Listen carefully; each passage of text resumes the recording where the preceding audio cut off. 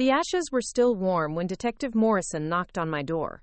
I should have known then that my carefully constructed prison was about to crumble. But grief has a way of blinding you to salvation when it arrives wearing a badge. Before we jump back in, tell us where you're tuning in from. And if this story touches you, make sure you're subscribed. Because tomorrow, I've saved something extra special for you. The morning everything changed started like every other morning in the Henderson household. I woke at 5:30 sharp, not because I wanted to, but because Margaret Henderson, my mother-in-law, expected her coffee served at exactly 6 o'clock. The house in Maple Ridge had become my gilded cage, and I had become its unpaid caretaker. My name is Elena, and I used to believe in fairy tales. I used to believe that love conquered all, that marriage meant partnership, and that family meant acceptance. Those beliefs died slowly, suffocated under the weight of expectations I never agreed to carry. It had been 8 months since my mother succumbed to the cancer that ravaged her body for 2 agonizing years. During those final months, my husband David had been my rock, holding me when I cried, driving me to every hospital visit, whispering promises that we would get through anything together. He had been the light in my darkest tunnel, and when she finally passed, I clung to him like a drowning woman clutches driftwood. But grief changes people in ways you never expect. David, who had once filled our small apartment with laughter and spontaneous dinner dates, became a stranger who worked 16-hour days and came home smelling of whiskey and excuses. When his parents suggested I move in with them to help with household duties while David figured himself out, I thought it was temporary kindness. I thought wrong. The Henderson mansion sat on 3 acres of manicured lawn in the wealthiest part of town. Margaret Henderson ruled it like a queen, overseeing her domain, and from the moment I crossed the threshold with my 2 suitcases, she made it clear that I was not a guest, nor was I family. I was staff. Every morning began with her inspection of my work from the previous day. She would run her finger along surfaces I had cleaned, checking for dust with the dedication of a forensics expert. She would taste the food I prepared, her face twisting into disapproval before suggesting how my deceased mother might have done it better. Nothing I did met her standards, and she seemed to take genuine pleasure in pointing out my failures. David's father, Robert Henderson, owned the largest law firm in the county. He treated me with the same cold professionalism he probably reserved for court clerks, speaking to me only when necessary, and never acknowledging my presence when his colleagues visited. To him, I was furniture that occasionally spoke. The isolation was the cruelest part. My friends from college had scattered after graduation, pursuing careers in different cities. The few local friends I had maintained began to drift away as I repeatedly canceled plans, too exhausted from my daily obligations or too embarrassed to explain why I could never invite anyone over. David, when he bothered to come home at all, would disappear into his childhood bedroom, emerging only for meals where he sat in silence while his parents cataloged my shortcomings. The letters began arriving 3 months after I moved in. At first, Margaret would simply collect the mail and distribute it without comment. But when the cream-colored envelopes with my name written in David's familiar handwriting started appearing regularly, her demeanor shifted. She would hold them slightly longer, examining the postmark, her thin lips pressed into a disapproving line. These letters were different from anything David had ever written me before. They were passionate, romantic, filled with promises of a future together and apologies for his absence. He wrote about places we would travel, children we might have, dreams we would build together. Reading them was like finding water in the desert. They were proof that somewhere inside the distant man who barely looked at me anymore, my husband still existed. I treasured those letters, reading them late at night when the house fell quiet and I could pretend, for just a few moments, that I wasn't completely alone. I kept them in a small wooden box my mother had given me years earlier, hidden beneath my clothes in the dresser drawer of the guest room that had become my permanent residence. But Margaret's disapproval grew with each delivery. She began making comments about married women who needed written validation from their own husbands, suggesting it showed weakness of character. She questioned why David felt the need to write when he could simply speak to me at dinner, though she knew as well as I did that David barely acknowledged my presence during those awkward family meals. The criticism extended beyond the letters. My cooking was too bland, then too spicy. My cleaning missed corners that needed attention, then focused too much on details while neglecting the bigger picture. I was too quiet during their television programs, then too talkative when their friends visited. Every action I took was wrong, every decision questionable. Robert began bringing his legal work home more frequently, spreading case files across the dining room table where I served their meals. He would discuss his clients' affairs in front of me as if I were deaf, talking about divorces and custody battles, prenuptials and estate planning. Sometimes I caught him watching me with calculating eyes, as though he were assembling evidence for a case I wasn't aware I was part of. Winter arrived early that year, blanketing Maple Ridge in snow that made the house feel even more isolated. David's visits became even less frequent, sometimes arriving only for Sunday dinners, where he would sit at the table like a reluctant child summoned home from boarding school. He never mentioned the letters he was sending, never asked how I was adjusting to life with his parents, never seemed to notice that I was disappearing piece by piece into the role they had assigned me. The breaking point came on a Tuesday morning in February. I had just finished preparing Margaret's elaborate breakfast when she appeared in the kitchen, holding the wooden box that contained my letters. My heart stopped. She must have searched my room while I was doing laundry in the basement. Her eyes gleamed with a cold satisfaction as she set the box on the marble countertop. She had already read them, that much was obvious from the way she handled the papers, familiar with their contents. The violation felt complete, total, as if she had reached inside my chest and torn out the last piece of hope I had been protecting. Without a word, she walked to the massive stone fireplace in the adjoining living room. I followed, my legs moving without conscious direction, my mind refusing to process what was about to happen. She began feeding my letters to the flames, one by one, her face serene as she destroyed the only connection I had left to the man I had married. I stood frozen, watching 2 years of David's written promises turn to ash. The beautiful words about our future, his apologies for being distant, his declarations of love that had sustained me through the darkest months of my life, all of it reduced to nothing but smoke and cinders. That was when Detective Morrison arrived. His timing so perfect, it felt orchestrated by fate itself. Margaret was still burning the last of the letters when his knock echoed through the house, and something in his expression when he saw the flames told me that this visit wasn't coincidental.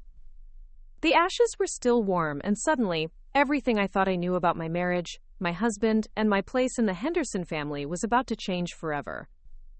Detective Morrison stood in our doorway like an unwelcome storm cloud, his weathered face scanning the room with practiced efficiency. Margaret quickly stepped away from the fireplace, smoothing her cashmere sweater as if she could smooth away the evidence of what she had just done. The acrid smell of burning paper hung in the air between us like an accusation. "Mrs. Henderson," he said, his voice carrying the authority of someone accustomed to being heard. "I'm Detective Morrison with the County Sheriff's Department. I need to speak with you about your son, David." Margaret's composure faltered for just a moment, a crack appearing in her perfectly maintained facade. "What about David? Is he in some kind of trouble?" The detective's eyes moved from Margaret to the fireplace, where orange flames still danced around the remnants of my letters. "That depends. What exactly were you burning just now?" I found my voice, though it came out smaller than I intended. "Those were personal letters. Private correspondence." Morrison turned his attention to me, and I saw something shift in his expression. Recognition, maybe, or sympathy. "And you are?" "Elena Henderson, David's wife." He nodded slowly, pulling out a small notebook from his jacket pocket. "Mrs. Henderson, I'm investigating some irregularities in your husband's business dealings, specifically his real estate investment company. When was the last time you saw him?" The question hit me like a physical blow. When was the last time I had seen David? Not just glimpsed him rushing through the house, but actually seen him, spoken with him, looked into his eyes? I realized with growing horror that I couldn't remember. He comes home sometimes, for dinner."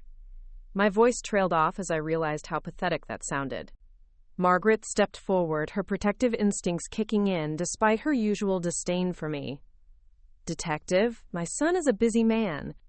He has multiple properties to manage, investments to oversee. His absence is perfectly normal." Ma'am, with all due respect, your son hasn't been managing any properties for the past 3 months. Morrison's words fell into the room like stones into still water. His business license was revoked in November. His office has been closed since December. And according to his business partner, David Henderson disappeared, with nearly $500,000 in client investments. The silence that followed was deafening. Margaret's face had gone pale beneath her carefully applied makeup, and I felt the room spinning around me. David was gone. Not just absent, not just distant, but actually gone. And he was apparently a thief. That's impossible, Margaret whispered, but her voice lacked conviction. Morrison continued, his tone professional but not unkind. Mrs. Henderson, we have reason to believe David may have been planning this disappearance for some time. We've been trying to piece together his activities in the months leading up to his disappearance, which is why I need to ask about those letters. I stared at him, my mind struggling to process this information. You think the letters are connected to what he did? Possibly. You mentioned they were personal correspondence. From David to you? I nodded, not trusting my voice. Mrs. Henderson, I need you to understand something. We have evidence that David has been living in Portland under an assumed name for the past 2 months. He's been seen with another woman, someone he's been involved with for over a year.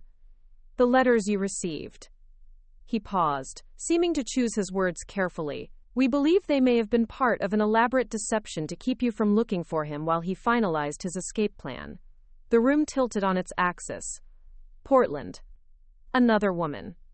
A year. While I had been treasuring his written promises of our future together, he had been building a different future with someone else. The letters that had been my lifeline, my proof that he still loved me, had been nothing more than a cruel manipulation designed to keep me complacent. Margaret sank into her leather armchair, the fight draining out of her. All those clients who trusted him, she murmured. The reputation our family has built. But I barely heard her. The full scope of my situation was finally becoming clear. David hadn't just abandoned me emotionally, he had abandoned me completely. And his parents, who had treated me like an unpaid servant while I waited for their son to remember he had a wife, had been as deceived as I was. Those letters, I said, my voice growing stronger. Margaret burned them all. Every single one. Morrison looked sharply at Margaret, who had the grace to look ashamed. Why would you destroy potential evidence in a criminal investigation? I didn't know they were evidence, she protested. I thought, Elena doesn't need to be clinging to false hope.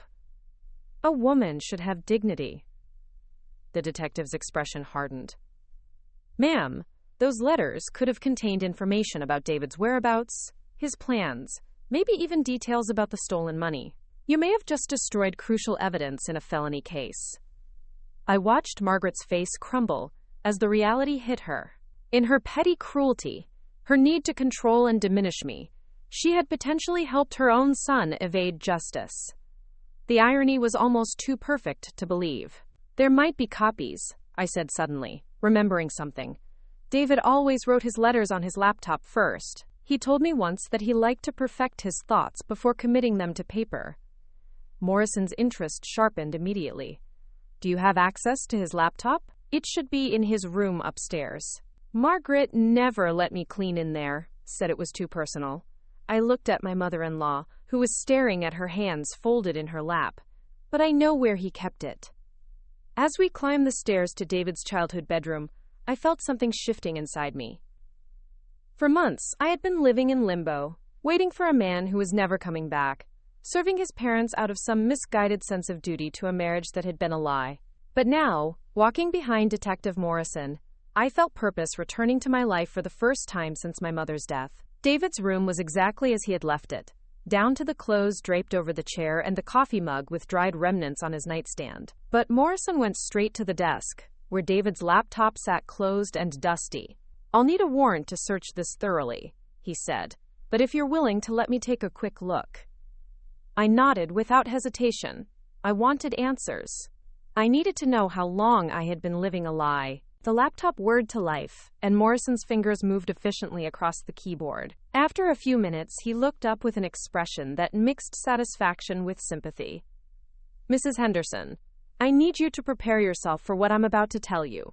Preparing and narrating this story took us a lot of time, so if you are enjoying it, subscribe to our channel. It means a lot to us. Now back to the story. We all found the letters. All of them. But we also found something else. He turned the screen toward me. David has been documenting everything. Every detail of his plan, including his assessment of you. On the screen was a document titled Project Exit Strategy. As I read the first few lines, my blood turned to ice. David had written about me like I was an obstacle to be managed, a problem to be solved. He described how the letters would keep me docile and hopeful, while he arranged his new life. He had calculated exactly how long he could string me along before I became suspicious. But it was the final entry that broke something inside me completely. Elena is so desperate for affection that she believes every word I write. Mother's treatment of her actually helps keep her isolated and dependent. By the time anyone realizes I'm gone, I'll be untouchable. Detective Morrison closed the laptop gently. "Mrs. Henderson, your husband used you. He used your grief, your isolation, your love for him. And his parents." He glanced toward the door where Margaret's footsteps could be heard pacing in the hallway. Whether they knew it or not, they were helping him do it. I stood there in David's childhood bedroom, surrounded by the remnants of the man I thought I had married, and felt the last chains of my captivity finally breaking. The letters had been lies. The marriage had been a convenience. But this betrayal, this complete and calculated destruction of my trust and dignity, had done something David never intended. It had set me free. The revelation in David's bedroom changed everything, but not in the way I expected. Instead of crushing me further, seeing those cold, calculated words about my supposed weaknesses ignited something I hadn't felt in months: rage. Pure, clean, liberating anger that burned away the fog of confusion and self-doubt that had clouded my mind for so long. Detective Morrison seemed to understand the shift in my demeanor. As we descended the stairs, his voice was gentle but firm. "Mrs. Henderson, I know this is overwhelming, but I need you to understand your legal position here. You're not responsible for your husband's crimes, but you may be entitled to certain protections and resources." Margaret was waiting at the bottom of the stairs, her usual commanding presence reduced to anxious fidgeting. Robert had returned from his office, summoned by her frantic phone call, and stood beside her wearing the expression of a man calculating damage control. They looked smaller somehow, diminished by the knowledge that their golden son was not just absent, but actively criminal. "Detective," Robert began, his lawyer instincts kicking in despite the personal nature of the crisis, "I want to assure you that our family will cooperate fully with your investigation. We had no knowledge of David's activities." Morrison nodded professionally. "I appreciate that, Mr. Henderson. However, I do need to inform you that this house may be subject to asset seizure if we can prove it was purchased with stolen funds." The color drained from Margaret's face. "This house has been in our family for 30 years. David couldn't have. We built this with Robert's law practice." "That may be true, but David has been making the mortgage payments for the past 18 months according to bank records. Payments that coincide with when he began embezzling client funds." Morrison's words hit them like physical blows. "I'll need to examine all financial records related to this property." I watched my in-laws absorb this information, and for the first time since moving into their home, I felt no sympathy for their distress. These people who had treated me like a servant, who had isolated me and belittled me while their son systematically destroyed lives, were finally facing consequences for their willful blindness. "There's more," I said quietly, and 3 pairs of eyes turned to me. "Detective Morrison, you should know that Margaret has been intercepting mail addressed to me. Not just the letters she burned today, but other correspondence as well." Margaret's mouth opened in protest, but I continued before she could speak. "Last month, I received a call from my college friend Sarah. She said she'd been sending me birthday cards and holiday greetings for months, but I never responded. I told her I never received anything from her, Now I know why. Morrison made a note in his book. Mail tampering is a federal offense, Mrs. Henderson. I wasn't tampering, Margaret protested weakly. I was protecting Elena from outside influences. She needed to focus on her responsibilities here. Her responsibilities? Morrison's eyebrows rose. What exactly were those responsibilities? Robert shot his wife a warning look, but it was too late. The months of isolation, manipulation, and emotional abuse were about to be exposed, and I was done protecting the people who had orchestrated my misery. I cook, clean, do laundry, serve meals, and maintain this entire house without compensation, I said, my voice growing stronger with each word. I wake before dawn and work until after midnight. I haven't been allowed friends, hobbies, or any life outside these walls. They told me it was temporary until David sorted himself out, but David was never planning to come back. Morrison's expression grew stern as he looked between Margaret and Robert.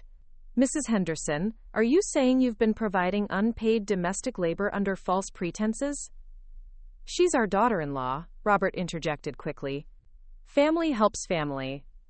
But I'm not family, am I? I said, the words flowing out of me like water through a broken dam. I'm a convenience. Someone to maintain your lifestyle while your son robbed his clients and planned his escape. You knew he wasn't coming back. How could you not know? The silence that followed was deafening. Margaret's eyes darted to Robert, and in that moment I saw the truth. They had known. Maybe not the details, maybe not the full scope of David's crimes, but they had known he was gone for good. And they had kept me here anyway, using my grief and loyalty as unpaid labor while protecting themselves from any responsibility. Detective Morrison closed his notebook with a snap. Mrs. Henderson, he said, addressing me directly, I think you need legal representation. Independent legal representation.